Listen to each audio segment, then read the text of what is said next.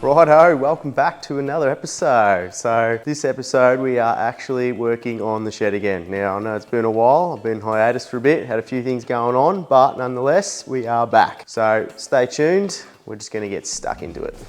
And remember, if you haven't hit that subscribe button, I'd appreciate it if you smash that thing right about now. It really helps out, and I'm almost at my next milestone. So yeah, it'd be good to have you on board. Cheers. Righto, so this one we're gonna just tackle the workbench area and fix up this trim around the frame of this little mez here, because this aluminium thing, not too keen on it. So I'm gonna do what I've done to the other side of the shed with the timber trim, and I'll burn it in or something like that. So yeah, that's what I'm gonna try have a crack at today. And yeah, let's just start off with removing all the stuff I don't need anymore. Get this bike off the wall, take all this trim off and all these fascia boards that go around it all, because don't need that anymore. So let's get into it.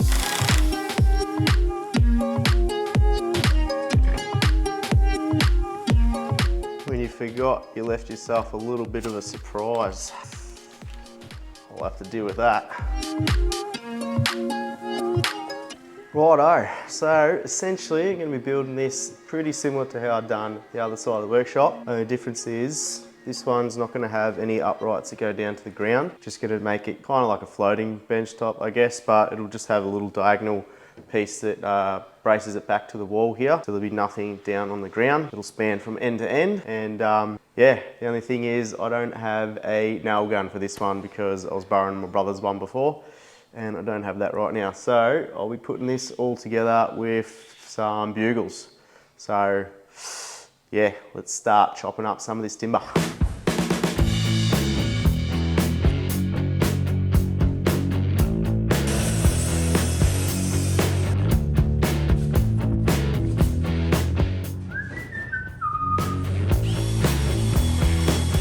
Righto, so I'm just setting the height of the bench top, and you're probably thinking, why is it so low?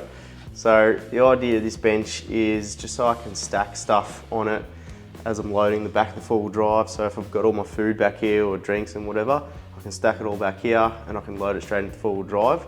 And if I want, I can back the four-wheel drive right up and still be able to open the rear barn doors. So the rear barn doors will clear about this height, so I can still open the door without hitting the bench top really. And it's roughly the same, it'll be roughly the same height as the bottom of the back of the full drive. So should make it pretty easy to load stuff in and out of the fridge and all the drawers and everything. So that's why I've gone for this height. So it's about 700 mil from the ground. So now I'm just gonna make sure it's all level, pre-drill, and anchor it back to the wall. So let's do it. Okay, so I'm only pre-drilling into the wall lining, probably like 5 mil, just to give the screws a bit of guidance when I'm putting them into the wall, and they don't want to like walk around on me, so it doesn't go off skew and stays level. So another thing that I'm just going to do is put a few extra screws into the actual wall lining back into the top hats behind. Just when I'm relying just on the yellow tongue, I just like to just put a few extra screws just to hold the sheet to the wall, and yeah, it's just a bit of extra security. Not that it's really going to go anywhere, but you know, I just like to be safe than sorry. Righto, so now it's all that.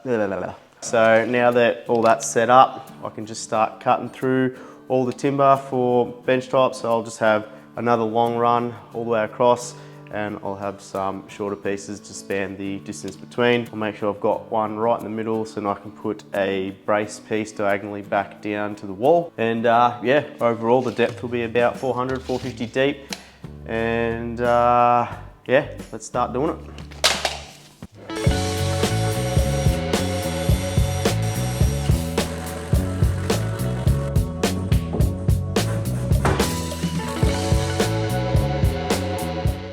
Righto, so I've cut all my noggings that will run in between to span between the outside piece and the inside piece. Now, if I had the nail gun, I'd just skew them in at the back here, but I don't.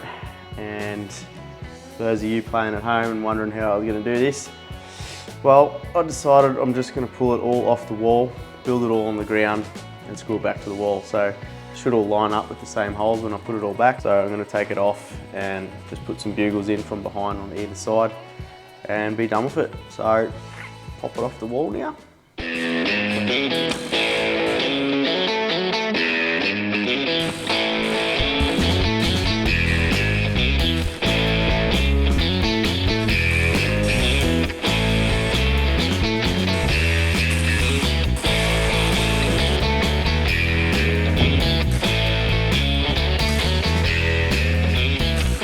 Righto, so there's the basis of the frame done, and not gonna lie, like, I don't know if I'm gonna need that brace in the middle. So there we go, but anyway, what I'm gonna do next is cut the top, and that'll sort that out. And then, yeah, we'll see what we get up to after that.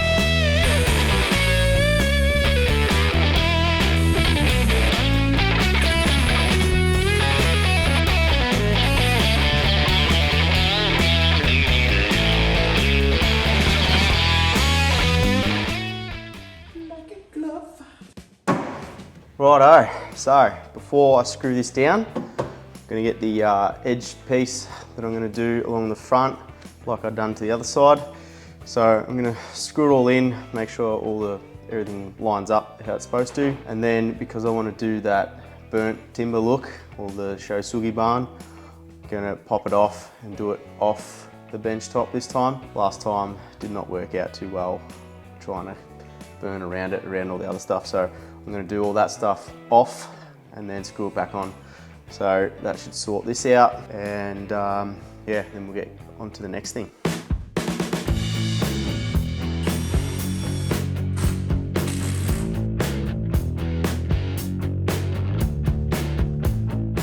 Righto, so that's pretty much done.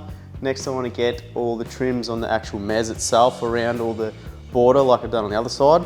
But first I need to just sand back all the edges just to make sure it's all flush. So I'm gonna hit that with the old belt sander, and yeah, let's rip into it.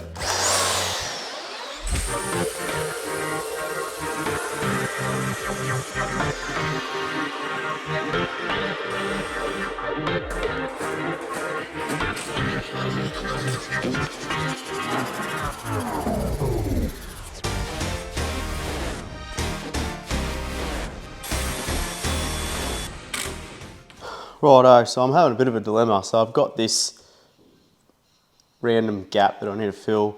So the other side was a little bit different because it was a bit narrower. So I managed to get a bit of dressed timber that just fit the distance perfectly. But this is 75 mil, so the closest I can find is 70 mil, but I still have a gap.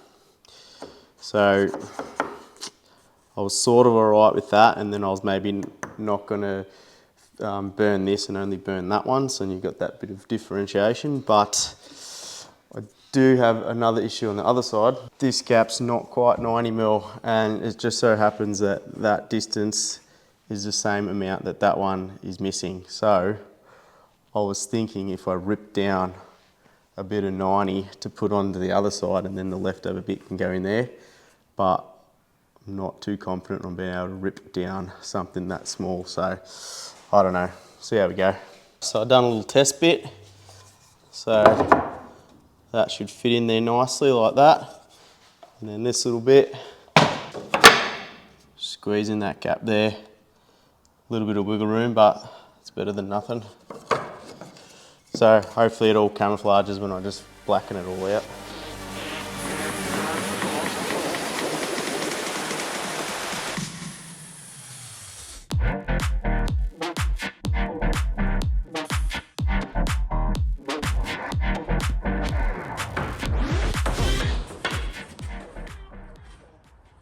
Now all the trims are up, I know they're all going to fit good, so I can pull them all off and hit them with the blowtorch and do that, you know, that whole thing that I did on the other side. So start ripping these off and start burning.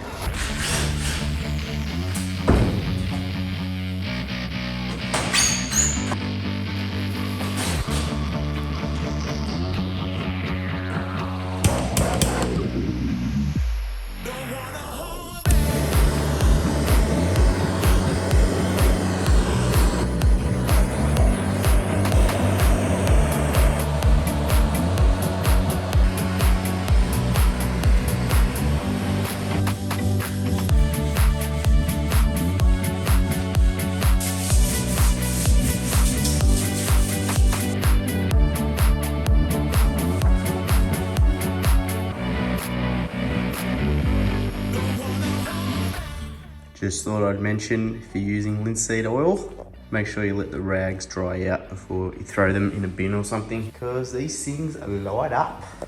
Righto, so now that timber's all finally finished up, I can start putting it back up on the mez. So what I've done as well is I've just given all the inside edges that meets one of those bits of timber, just so you don't see like the lighter timber behind it as easy, so it sort of just camouflages a bit better.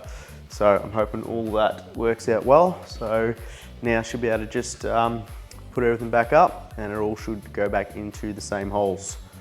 Fingers crossed. Let's do it.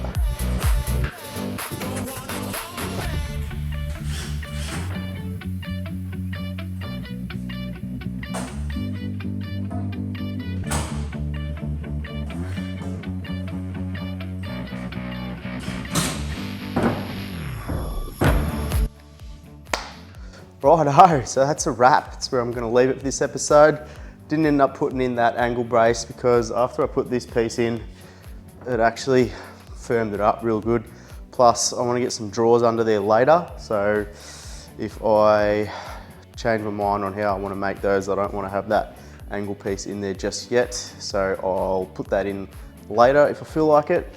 But yeah, hope you enjoyed that. And remember to hit that like and subscribe button. See you in the next one. Cheers.